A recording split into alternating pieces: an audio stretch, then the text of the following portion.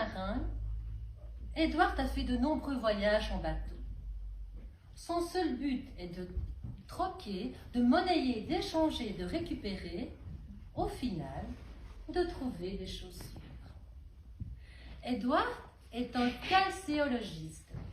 Pour faire plus simple, Edward est un collectionneur de chaussures. Son voyage terminé, Edward rentre au petit port de Shoes avec des malles remplies de pompes au compteur kilométrique élevé pour certaines. Il se met à pied d'œuvre pour les ranger paire par paire sur des étagères de bois. Mais son cabanon n'étant pas bien grand, et au fil du temps, les chaussures se mêlent les unes aux autres, et de talon en aiguille, les souliers perdent pied. C'est le souk. C'est le souk à Shoes. Ballerine ne sait plus sur quel pied danser, et Chopin en perd ses partitions. Tandis que Charentaise se traîne, Claquette prend son pied, en affolant Richelieu qui s'en remet donc à Dieu. Pendant ce temps, Derby la gourmande en profite pour se goinfrer comme une sans-gêne. Alors les Rangers sonnent l'alarme, ils sont sur le pied de guerre. Mocassin profite de ce remue-soulier pour faire du pied à la botte. Hé, beauté!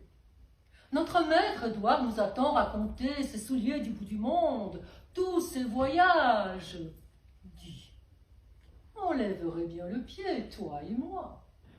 On s'ennuie ici. La botte rougit. Avec plaisir, Mocassin, je veux bien user mes semelles avec toi. Attends, je prends ma valise. Car avant ici, j'étais chanteuse aux souliers rouges. Bon pied, bon orteil, nos deux amis quittent le petit port de Shoes. Mocassin, mon globe-trotteur, si nous commencions notre aventure par l'Italie. Oh, j'aime tant sa forme. Pendant ce temps au cabanon, Édouard est réveillé par les godasses en folie. Tout est sens dessus-dessous. Édouard se fâche, il tempête. Les souliers sont tout chauds, c'est en moins de temps qu'il n'en faut pour faire un lacet. Les souliers ont repris leur place sur les étagères. Sauf deux. Édouard répertorie, compte, les recompte, examine son inventaire. Il m'en manque. Et il se rend compte qu'il manque la botte et mocassin. Il les cherche mais ne les trouve pas. « Où sont-ils donc? Où sont-ils donc ?» répétait-il encore et encore. Ils se sont fait la malle, répondirent les chaussures sur les étagères. Édouard est triste et désemparé. L'Italie étant visitée, la botte et mocassin quittent donc Florence qui ne se chaussait qu'en Prada et laisse sandales gladiateurs au Colisée. Ils sautent à pieds joints et sont téléportés chez Babouche la Marocaine. Et toute sa famille aux couleurs chaudes. Les grands-parents de Babouche ont le teint jaune et le cuir tanné. Et Babouche est belle et légère dans son imprimé fleuri, brodé de fils d'or à la pointe de la mode. Sans quartier ni talons, Babouche fait la fierté de son peuple. Mais la botte, ne supportant pas trop la chaleur, fait des pieds et des pieds pour se remettre en route. L'Amérique, je veux la voir et je la verrai. Toutes les bottes de Rangers, tous les souliers de Fred Astaire vont danser pour moi sur la chanson de l'Eldorado. La mer. Oh, tu me pompes la botte, et il faudra prendre le bateau, et dans l'océan il y a des méduses, et moi je n'aime pas les méduses. T'inquiète pas, mocassin. La botte enfile sa doublure de 7 lieues, saisit mocassin par la boucle et rapidement traverse l'océan. Sur la terre ferme, ils sont accueillis par des chants mexicains. Les botas picudas dansent sur des musiques tribales. La botte est toute à son affaire, elle est chez elle, elle est en famille, et elle retrouve ses cousines, Santiago, Contriche, Elséa Boots et toutes les autres. La tequila coule à flot et la fiesta dure toute la nuit. Au matin, la botte a des pieds de plomb. Allez, mon ami, on se remet en route. Je suis malade. Je suis malade. Allons, courage, mon ami, sinon je marche seul. Allez, go, droit devant. Péniblement, la botte suit Mocassin. Waouh! Ce n'est que Zone et Maquissin, mes ancêtres.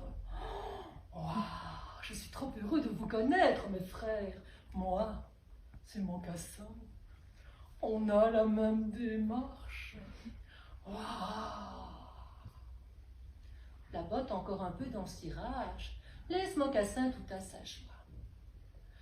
Frigorifiée, elle s'enveloppe de sa fourrure en râlant. Ouh, il fait froid ici. Ouh, c'est qu'on se gèle les pieds au Canada. Ouh, Mocassin qui tombe ce grand froid. Mocassin est en super forme. Il est ressourcé et il est motivé comme jamais. Il emporte donc la botte dans ses pas et l'invite à la première représentation de la star ballerine à l'Opéra national de Russie. Un rendez-vous galant avec Mocassin. La botte est aux anges. Elle sort ses talons aiguilles de sa valise et se pare de vernis noir. Et elle n'a plus mal la tête, vous savez, elle n'est pas malade. Émue par la beauté du spectacle, la botte et Mocassin s'enlacent. Et ils s'entrelacent si fort qu'ils bousculent étage et taillent aux rues des Chinoises. Ces dernières les saluent et leur souhaitent la bienvenue. Ni man hao, Huan yin nin. Bonsoir, mesdemoiselles, mais nous ne faisons que passer, répond Mocassin. Ils se délassent, la botte et Mocassin se délassent, et ils se retrouvent sur une route enlacée qui n'en finit plus. Oh, si j'étais un homme, je dirais qu'on est sur la grande muraille. Tu les entends, tous ces gémissements? Tu les entends, Mocassin, tous ces orteils qui pleurent? Moi, je dirais, on est sur le mur de lamentation des pieds de lotus. Je n'aime pas cet endroit. Partons d'ici. Et leurs semelles se mêlent au son des kilomètres. Et ils font la connaissance de Paducah, une indienne, qui leur prédit un grand bonheur. Semelles mêlées, enlacées, la botte et Mocassin se laissent porter par l'amour. Mais même les kilomètres d'amour, ça use les souliers. Alors leurs semelles usées, leur voyage se termine. La botte et Mocassin ont hâte de rentrer au cabanon. Edward, leur maître, et les godasses, leurs amis, leur manquent trop.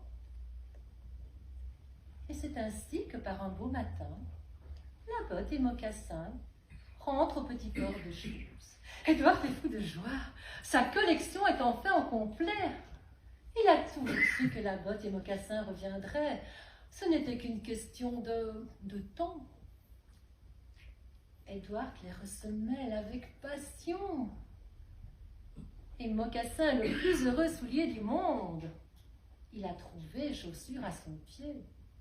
En grande pompe, les noces de la botte et Mocassin sont célébrées. Les Gillis mettent l'ambiance toute la nuit pour le plus grand plaisir d'Edward et des godasses. Tous un peu pompettes, ils sont tous rentrés à pied au cabanon. La botte et Mocassin font la paire heureuse. Et croyez-moi, ils vont avoir beaucoup de petits souliers.